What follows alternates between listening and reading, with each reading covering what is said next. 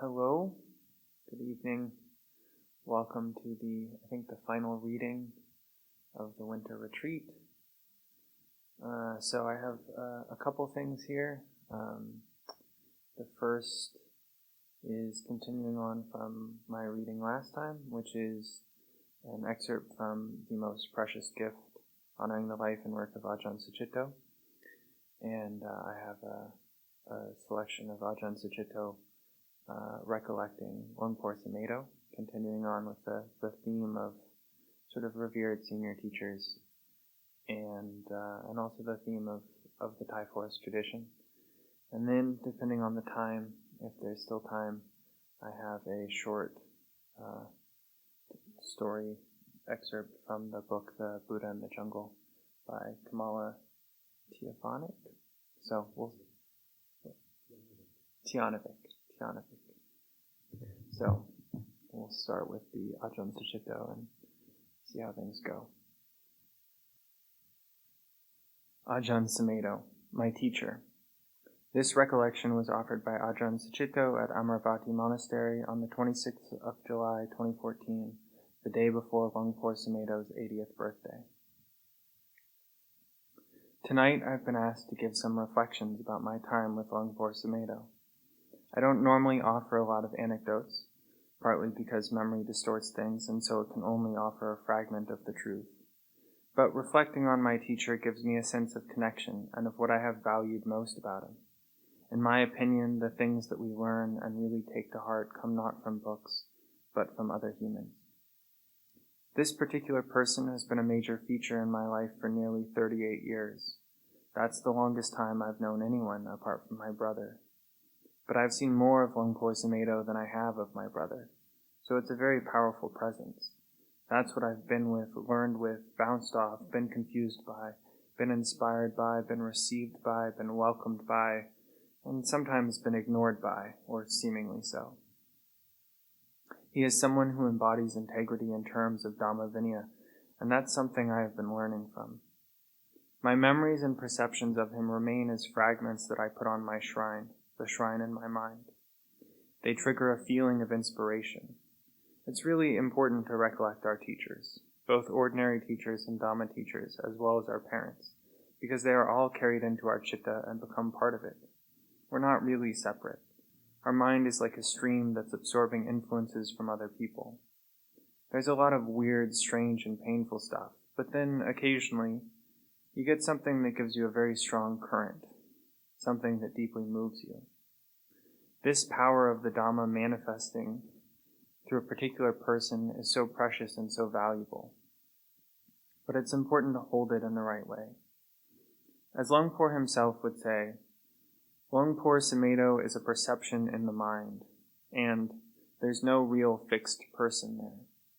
Perceptions of people are impermanent formations that arise in our minds, and yet they can have huge guiding influences in our lives. We store up the perceptions that we find beautiful, and we contemplate the ones we question or still try to make sense of. In this way, we can intimately absorb the skills of our teacher and fellow practitioners, and hopefully, as we live our lives, we're also giving skillful and helpful impressions to others who can take them on. The field of human manifestations of Dhamma is a valuable resource to share in. An aspect of Luang Por that comes to mind is that he's big, not just physically. If he comes into a room, his energy and presence fill the room. There's a lot of nothing, or a huge amount of a something that's not just a person. He gives a strong impression, and a lot of powerful things seem to happen around him. Yet, as I occasionally have the privilege of going to his kuti and seeing him individually, he'd say, I haven't done very much, or I don't have very much to say. I haven't got much to teach. There's nothing to make a big deal out of. And in a way, that's also true. But that personality is the channel through which tremendous parami manifests. And we definitely need that personal form. Try living with a book and see how good that feels after a few years. When you're feeling really miserable or disillusioned with the practice, go and talk to a book and see what it does. Try asking a book to build a monastery. It's not going to do it, is it? Another thing about Luang Por is that he has tremendous valency.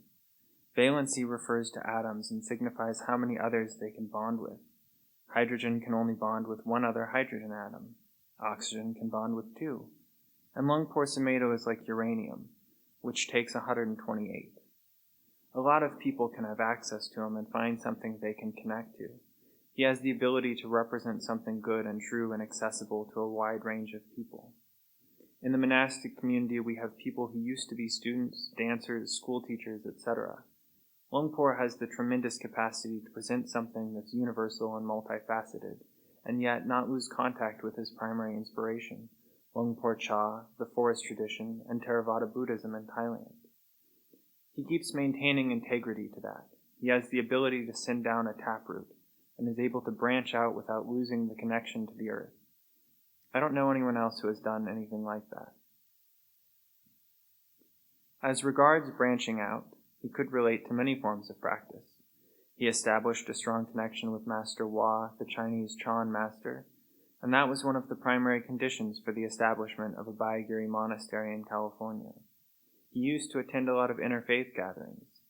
Then there was the Dalai Lama, as well as the Zen and Tibetan monks with whom he taught a summer school in Leicester for 18 years, as well as Christians and contemplatives of no specific faith, like Douglas Harding. And how many of the community assembled here were penniless students when Luang-Por Sumedho came and gave a talk to their local Buddhist society or meditation group and were inspired. And now, 15 or 20 years later, they're Ajahns too. When we talk about Luang-Por Sumedho, we also acknowledge the origins of the nuns' order. Of course, it came with Ajahn Sundara and Ajahn Chantasiri. You can't deny their parami. But there wouldn't have been a nuns' order without Luang-Por Sumedho. Who else made the connection to Thailand? Who else gave that its ground? With the nuns' order, I did a lot of the detailed stuff, but the pattern with this and many other Sangha developments was that Luang-Por would establish the basics, and then attract others who'd attend to all the detailed stuff. Like Ajahn Manindo, Ajahn Wajiro, Ajahn Amaro, Ajahn Jitindaro, Ajahn Atapemo. We all did a lot, but without him there wouldn't have been any basis or ongoing support for the details. One can say much the same with George Sharp and the English Sangha Trust. They've done a lot. What was happening before Ajahn Sumedho? Nothing. The vihara was empty. The notion was that it was impossible for bhikkhus to live in Britain. The last bhikkhu, around 1972, said, "You just can't do it in this country. It's impossible." Then one American bhikkhu turned up in Hampstead and pulled it all together. By doing what? As he said, "I didn't come to teach Buddhism or bring it to the West. I've been invited to receive the 4 requisites and continue to practice the Dhamma Vinaya. That's it." And he let the rest happen around that without any particular agenda. Throughout all the various things that Luang-Por tried out and explored, he'd always come back to that fundamental point of practicing the Dhamma Vinaya and deepening into it. And the beauty of this is that it wasn't exclusive. He could investigate mystical aspects of Christianity or Nagarjuna, and he'd take that in, absorb it, connect it back to the taproot of direct practice. He didn't get lost. He didn't spin out. He stayed firmly rooted in the ground of training as a Buddhist monk and relying on Dhamma Vinaya and on direct experience. I take leave to say a few words about myself, to give you an idea of where I'm coming from, and why he means what he does to me. I had taken on bhikkhu training, not with Luang-Por Cha, but more or less by accident. I was traveling and getting bored with the world, running around and doing this, that, and the other. I realized I needed to sit down and find something meaningful to do. So I landed in Thailand, which I didn't know much about at all. I'd read roughly 1 paragraph on it, and it sounded good. The Buddha was cool as far as I was concerned. When I was in India, I tried to get involved in something spiritual, but just couldn't connect. There's always stuff you had to take on, belief in a guru or belief in some cosmology. My mind was much too rational and cynical for that. But when I was in Thailand and saw some meditation being advertised, I thought, I'll go to that. At least it'll help me get my head together. So I went and pretty quickly realized that as I could watch the mind, I wasn't my mind, and that I needed to do more of this. I spent 3 years there altogether, and was taught in the Burmese Satipatthana system. I stayed in the little hut for 3 years. There was no conversation, no tea together, no eating together, no puja. We were allowed to go pindapata, but in silence. That was the event, and then it was back to your hut. We were following an intensive meditation practice in which you're supposed to make a mental note of everything. So when you hear a sound, you note hearing. While lifting your hand, note lifting. You do everything very slowly, noting, intending about to lift, lifting, moving, touching, feeling something, placing. There's a voice in your brain reporting on everything that's going on. I did this all day for 3 years. I was not in a good state. I got very intense. I don't say that's the way it is for everybody, or that's the right way to do it, but that's the way I was doing it. One thing I did in order to get really focused and mindful was to take an alms bowl, fill it with water until the water stood above the rim of the bowl, and then try to pick it up and walk without spilling a drop. You try it. The meniscus of the water stands above the rim of the bowl, so with just the slightest tremble it's going to flow over. That was what meditation meant to me. Extremely intense concentration on a point. In the middle of this, I was sent off to a monastery in Chiang Mai to do a super intensive period of practice for 6 weeks. Sometime in the middle of that, the monks there knocked on my door and said, "Oh, you have to come, you have to come." "What? I'm meditating." "No, you have to come and see Sumedho." "What's Sumedho?" "Ajahn Sumedho is coming to town. You must go see him." "Oh, Sumedho? Who's that?" They replied that he was an American monk who lived with Ajahn Chah. I'd seen a single photostated sheet going around about Ajahn Chah, which talked about how austere his monastery was. So I thought, oh my goodness, I'm intense and miserable enough already, and I'm going to meet someone who's been doing this for 10 years and is austere as well? This is not going to be much fun. I imagined someone like a Marine sergeant, but also tight and emotionally shriveled. However, I felt I had to go because I was these monks' guest, and they'd been so nice in offering me a place to stay. They took me to a house where Ajahn Sumedho was sitting on a big chair with Ajahn Pabakro sitting next to him on the ground. So we went in and we paid our respects.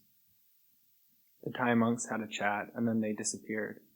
Ajahn Sumedho said, "I've been asked to come here and give a talk, but nobody's turned up."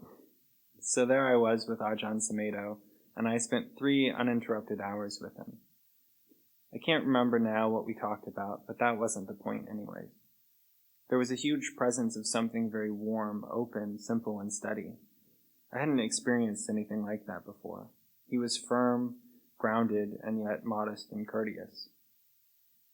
They brought in some tea, and he insisted on pouring and offering me a cup of tea first before he took his own. He didn't have to do that. This was around December 1976, and he said, "I've been asked to start a monastery in Britain." "Oh, yes?" "Yes, somewhere in Somerset." "Well, good luck." I couldn't imagine a Buddhist monastery in Somerset. It all seemed too remote and traditional. Anyway, at that point we said our goodbyes and went our separate ways. I went back to being intense, but the meeting had initiated a question in my mind. What's that person? Where has he got to? There's more in this than just the meditation technique. Then 1.5 years later, my father died, and I felt I had to go back to Britain to sort out my affairs and be with my mother for a while. My teacher then had a connection to Ajahn Panyawado, and there was a Farang network of monks who passed things on the grapevine. The word was, Sumedho's in London. I was given his address with the advice to look him up. That was another little gift. So I came to Britain. That was extraordinarily difficult because I'd been 3 years in solitude without speaking, apart from reporting briefly to my teacher. I went from sensory isolation out to a non-Buddhist country, trying to manage legal and family details while dealing with the death of a parent. After about 6 weeks, I felt completely lost. My intensive noting wasn't much good on that level. I remember going out somewhere and standing in the rain trying to get grounded because I was just so blown away by it all. I think I might not have stayed as a monk. It was very touch and go. I just couldn't see how this Oriental tradition could relate to the 20th century British society. Then I knocked on the door of the Hampstead Vihara on Haverstock Hill, and the door opened. It was quite a small vihara, and this big figure almost filled the doorframe. "Oh, hello." He recognized me and invited me in. My perception was, Ajahn Sumedho is the door. The door opens and you walk in. The bhikkhu community there comprised Ajahn Viradamo and Ajahn Anando. Ajahn Vajiro was an Anagarika then. I think there were 2 or 3 other Anagarikas and 3 Samaneras. Ajahn Vimalo was around as a layperson with his lovely sense of humor and spontaneity. The vihara was a very human scene. We were doing things like eating together, talking with each other, and going out. I thought that this was wonderful, coming out of the tight box of my intensive practice and sensing that being a bhikkhu is something livable. We were going Bindabata on Hampstead Heath. Before then, I'd really just been a person meditating wearing robes. I hadn't been a bhikkhu. Then I thought, this is new, this is fresh, this is interesting, this is alive. This is not something you're doing with your attention, this is something that wraps around you and carries you. It's lived and you can share it. I'll stay with this for a while. I'd only decided to come to Britain for perhaps 6 weeks, but then I asked to stay for the Vasa. The Hampstead Vihara, although it was a refuge, was cramped. I think Ajahn Anando and Viradamo, who were very junior then, were suffering from being stuck in London. Fortunately, we went out to Oxfordshire for the Rains Retreat. As a devout Burmese family, the Saws had offered us a place in their country house with lots of land. We stayed in various rooms and huts that they'd built in order to do retreats. During that Vasa, our group was Ajahn Viradamo, myself, Venerable Aranyabo, 3 Samaneras, and a few Anagarikas. People were going through their ups and downs because when people take on the holy life, it's a radical overhaul. And all the things that normally hold people steady, our relationships, our ability to go places, and our various other comfort zones are taken away. People start to have strong mood swings. Getting up early in the morning, sitting still for a long time, being with the same routine and the same people day after day, these things mean that difficulties start emerging. People become moody, collapse, and argue with each other. None of us had developed the skillful monastic etiquette the Thai monks have. They are gentle and spacious, and they know how to do things politely. We were rude, direct, raw, and ugly. There was Anagarika Jordan, who later became a monk, who was larger than life, and there was Anagarika Sean, who became Ajahn Jayasaro. We were all relatively untrained. I think Ajahn Viradamo, the next senior to Ajahn Sumedho, only had 3 or 4 Vasas, so there was no sense of there being a stratum of senior, experienced people holding it together. Luangpo himself had 12 Vasas at that time. There he was, starting in a country that he'd never lived in before, and that didn't really know what Buddhist monks were about, with a bunch of newcomers. And it was all resting on him in a very uncertain situation. We didn't even have a monastery. We were just guests in somebody's house. We had morning and evening puja every day and daily work. I think he gave 2 talks a day throughout the entire Vasa. Every morning a talk, every evening a talk. And it was always the same steadying tone. One thing that I've noted about Luangpo is that he'll pick up a particular theme and return to it again and again and again. There was the sense of steadiness and continuity, repeating the message, because you don't really get it in one go. You get the words in one go, but his offering was to bring you back to the same point again and again, so you really got the message. That Vasa it was. All compounded phenomena are impermanent, arising and passing away. Letting go, that was the theme. So there was all this stuff bubbling up inside people. That's another impermanent phenomena, arising and passing away. Through all the ups and downs, it's another impermanent phenomenon, arising and passing away. He was unwavering. I said to him one day, "Don't you get bored with all this Buddhism? Don't you get fed up with it all?" I was pretty ugly and direct too. And he looked at me and said, "Nope, that's another impermanent phenomenon." The beauty of it was that in those days there were only half a dozen of us. We could all just bundle into his kuti and have tea together. We'd go Pindabata together, rubbing up against each other all the time. He was the one thing that we all could rub up against and receive something from. And he'd just take it and stay steady and laugh and stay steady. I'd come up with things like, "Why can't we drink milk in the evening, though we can eat cheese? This is silly." His answer was, "It's a crazy world." He wasn't defending, he wasn't justifying, he was just laughing at it. Crazy world. You were becoming tangled up and infuriated, and he'd say something, and suddenly you could see what you were doing. All right, another impermanent phenomenon. Let it go. I picked that up and tried to do the best I could to follow it. We had an alms round every day, and it was tough at times because I only had sandals, and in the wintertime there was thick snow. I remember walking 3-mile alms rounds, with no donors, of course, through 2 feet of snow with freezing feet, but somehow I was carried by the discipline and his continuity and steadiness. You just do this. It doesn't have to make sense. You just do it. He was very strong on going beyond the justifying mind that would always want to bend things round. The teaching was simple, but the presence and the ability to absorb the various amounts of conflict and silliness that were going on without wavering was something else. So I decided to make an adhitthana to stay and try to help. I thought, there are 300,000 monks in Thailand. There are only a few in Britain. I'll stay here and help out. So I did. During 1978, the forest at Hammerwood had been offered, but there were various pieces of legal procedure to be tied up. I went down with Luang Por Cha and Ajahn Sumedho, and we looked around this forest. There was nowhere to live. The property in Somerset had been snatched up while everybody discussed whether it was worthwhile having it or not. So when Chithurst House became available, George Sharp thought, this one we won't talk about it. I'll just get it. He got some flack for that, but he got us somewhere to live. So the next year we bundled down to Chithurst House and tied up the legal arrangements around Hammerwood. Suddenly we had this place, and it was wonderful, spacious, and a mess. A complete ruin.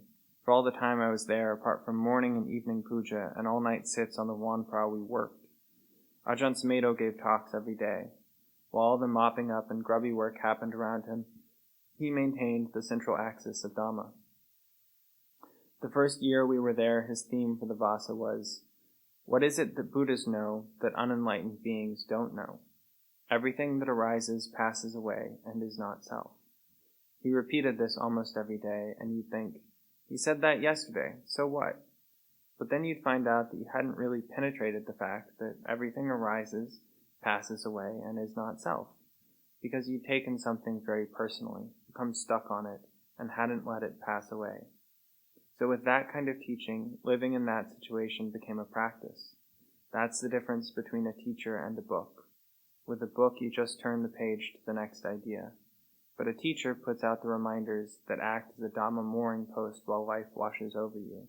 You keep checking that same teaching out against the flow of life as it hits you, and you contemplate whatever you're holding on to, such as some sense of what you think you are or should be. The first 4 nuns were living in one room in the house, 4 of them, trying to realize that everything that arises is not self. The rest of us were all crammed in little rooms with the rain coming in through the roof. Then Ajahn Amaro turned up and fell through the floor into the basement and broke his arm. All that was not self either. We didn't go Pindapata at first. Luang Por didn't want to do that because he was concerned that the conservative mindset of West Sussex would get alarmed if we made too public a presentation. Some neighbors had already made negative remarks, so we had a meeting in the village hall where he tried to present the Sangha, and he brought the English Sangha members along so he wouldn't say things that might offend the sensibilities of West Sussex. A BBC film entitled The Buddha Comes to Sussex was created after this meeting. We worked from 8 in the morning until 5 at night, then we'd have the evening puja. On the Wanprao, we'd sit until 4 in the morning, get up at 6 and then go back to work. And I was learning the Bhikkhu Patimokkha at that time as well. There was a lot of energy around. Luang Por seemed to generate faith and energy. During that time, he was also going out to just about anybody who invited him to teach. Women's institutes, Buddhist societies, White Eagle Lodge, Theosophical Society, whatever. He was making contacts and presenting the image of the bhikkhu as being someone who was what he was. He wasn't hammering Buddhism into them, but just being his own presence and speaking very directly and humorously. He was on a TV program called The Gods of War, where various religious leaders were interviewed about their attitude towards war. So Ajahn Sumedho said, "We don't do that sort of thing." Somebody asked, "What about that Vietnamese monk who poured petrol over himself and set himself on fire?" Ajahn Sumedho replied, "That's personal, that's his choice. Fortunately, they don't expect me to do that. He was always bringing it down from the doctrinal, the ideological, to the human quality, and I think that's the thing that people really welcomed. Someone who wasn't just mouthing the official line, but talking as a human being, and always with a smile or laugh after it. Ajahn Sumedho would take on just about anybody for training, and there were some very strong characters. He'd also push us out. I think I'd been in Britain 2.5 years, just past my 5th Vasa, when he said, "Go and teach a 10-day retreat up in Northumberland." So I went up there. Then the local people wanted to start a vihara, so Luang said, "Well, you go up there and start it." I only had 5 Vasas. I went up there with Ajahn Chandapalo, who was in Anagarika then, and Venerable Tanawaro. We were just the 3 of us, working in this freezing cottage up in Northumberland, which is now a very beautiful monastery, Aruna Ratnagiri. There was no book, there was no, "this is what you do," there were no guidelines, there was just practice. Do the morning and evening puja, stay simple, do the work, stay as a community. That was it. Then we started Amaravati, and that again was a huge leap in the dark. He took a group of us there, and the nuns walked from Chithurst. It was set up to be their center. He wanted to have a retreat center, events for families, and a place where many lay people could come and practice, because Chithurst didn't have the permission to hold large residential events, and it was too small. So we went up there and found a place which was like every other place we'd started, freezing cold and derelict, and started working on it. Here's where he seemed to gain further confidence in his vision of practice. His theme was, "The doors to the deathless are open." He still chants that when he begins a Dhamma talk. Open up, bring everything in, we'll take it on.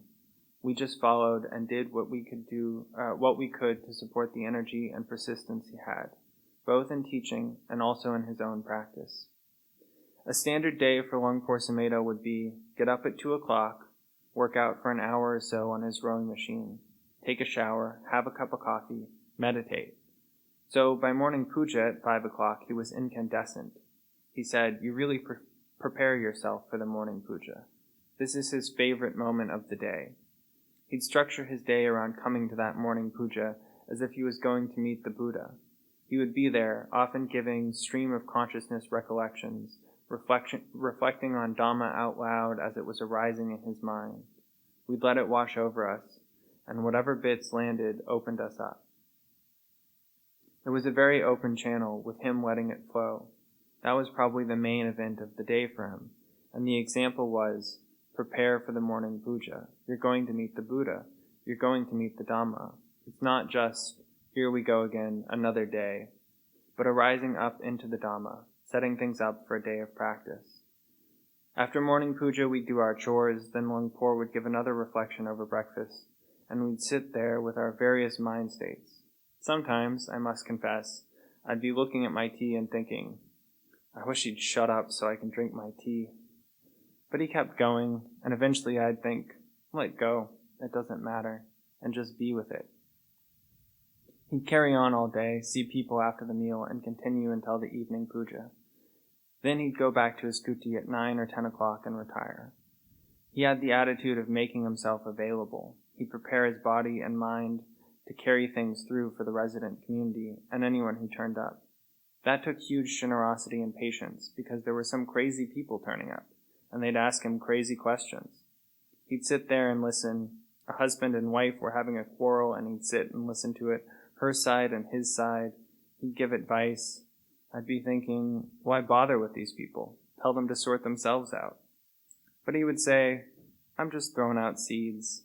Sometime in a future life, they might have a recollection of meeting a Buddhist monk who received them. That's good enough. He was prepared to throw out seeds to whomever, so they'd have some sense of having met a Buddhist monk who was ready to listen without being righteous and offer help. He'd do that for just about anybody who turned up, and he's still like that. We had to start to guard him because we realized, despite that channel, there's a human being there and we want to protect it. So you'd say, Luang Por, please, let's retire and take a rest because you're 80 years old now. What an immense sacrifice he would make. With all that, he'd still make a point of going back to Thailand at least once a year to pay respects to Samdet Buddhajan and the Sangha and obviously go to Wat Pah Pong when Luang Por Chah was still alive. When Luang Por Chah passed away, he'd still go every year to stay connected, to bring up any topics which needed discussion, and listen to concerns. He'd do that for his own practice, but also to maintain that connection for the Sangha in the West, to indicate that we haven't split off, we're connected, we want to listen, we want to learn, we want to maintain our sense of kinship so that things can develop properly. He says he's retired, but he's still making connections in Thailand and bringing people over. This year, he brought over the successor to Samdet Buddhajan, abbot of Wat Saket, so that he would see our Sangha in Britain and respect what we're doing here, so that we can feel connected. Luang Por was widening his accessibility to just about anybody who came along, but he also stayed very true to the core lineage. As with a tree, what you see is the trunk, the leaves and branches growing upwards. The tree is growing bigger and bigger, but every time it grows upwards, it also has to grow deeper and deeper roots to balance it. Otherwise, it's not going to last. You don't see the roots under the ground, but they are as large as the amount of the tree that's above the ground. This kind of practice isn't mystical. This is work. It takes patience, generosity, and energy. It also takes equanimity, and there's no such thing as a smooth path to equanimity. To develop equanimity doesn't mean everything's going to be wonderful. Equanimity means you have to experience the rocky stuff, the disappointments, the praise and the blame, the success and failure, and accept it all. I remember the year when Ajahns Anando, Kittisaro, and Pabakro disrobed. They are all people whom Luang Por had nurtured and with whom he had a strong sense of companionship. So there was a feeling of trying to hold something together while people were breaking down in it. That's always part of Sangha life, not just physical death, but also the disillusionments and conflicts, senior people growing disillusioned, not just juniors, quarrels within the community, and struggles over leadership. If you're the leader of the community, you have no choice. You will always get the blame no matter what you do. That's just the way it goes. It's not a rational thing. If you're going to be a leader, you're going to suffer because you can't control things. You'll feel a sense of responsibility for everyone, but you realize they're not going to be the way you want them to be, or able to do what you want them to do. Some will leave, some will stay. Of course, there'll be good ones and inspiring ones, but you'll also see ones who become disillusioned or find fault with you. Sangha life is turbulent, and we manage to contain it because of a very important example like Luang Por's. We could become ideological about the rights and wrongs of meditation, but he offered simplicity and commitment to openness and presence because he loved the holy life so much. He was very warm-hearted, but also quite tender-hearted.